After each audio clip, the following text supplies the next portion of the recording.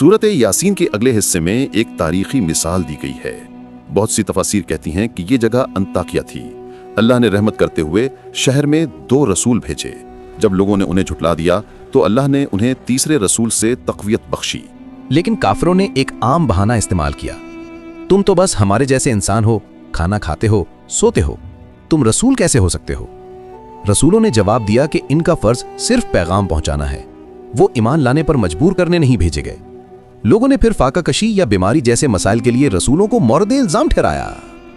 रसूलों ने सख्ती से जवाब दिया, बदकिस्मती बाहर से नहीं आती, ये तुम्हारे अपने अमाल और हक के इनकार से आती है।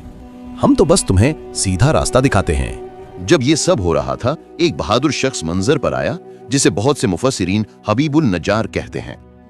वो शहर के दूर दराज इलाके से आया। उसकी दलील बहुत मजबूत थी। ये रसूल तुमसे कोई पैसा या कोई फायदा नहीं मांगते। अगर वो तुमसे कुछ नहीं चाहते तो वो झूठ क्यों बोलेंगे?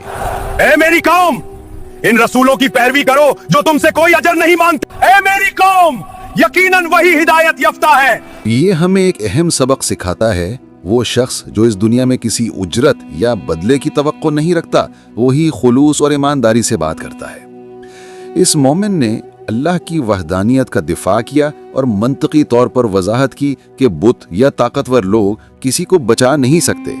उसने अल्लाह को तुम्हारा रब कहकर याद दिलाया कि वो सिर्फ इसका रब नहीं बल्कि उन सब का रब है जो इनकार कर रहे हैं। उसने पूरे हौसले के साथ अल्लाह के बारे में बात की और उसकी वहदानियत पर खुलकर बात की। इसका पैगाम ये था, तुम हमें नुकसान नहीं पहुंचा सकते जब तक कि अल्लाह इजाजत न दे। अगर हमें कुछ होता है तो हम उसे कबूल करते हैं क्योंकि ये अल्लाह की इजाजत से हुआ है। ये हजरत इब्राहीम अलैहिस्सलाम की याद दिलाता है जो अल्लाह पर मुकम्मल भरोसा रखकर आग में फेंके जाने को कबूल कर लिया था। इसकी कौम ने इस पर हमला किया और इसे कत्ल कर दिया और वो शहीद हो गया। आयत मौत का लम्हा नहीं दिखाती बल्कि सीधे नतीजे पर जाती है। जब उसकी कौम ने उसे मार डाला तो उसे कहा गया, जन्नत में दाखिल हो जाओ। उसने कहा, काश मेरी कौम जानती कि मेरे रब ने मुझे बख्श दिया और मुझे इज्जत बख्शी है। काश मेरी कौम जानती कि मेरे रब ने मुझे बख्शा और मुझे इज्जत दी। अब सोचें, आप कत्ल कर दिए गए हैं और जन्नत आपको दिखाई जा रही है।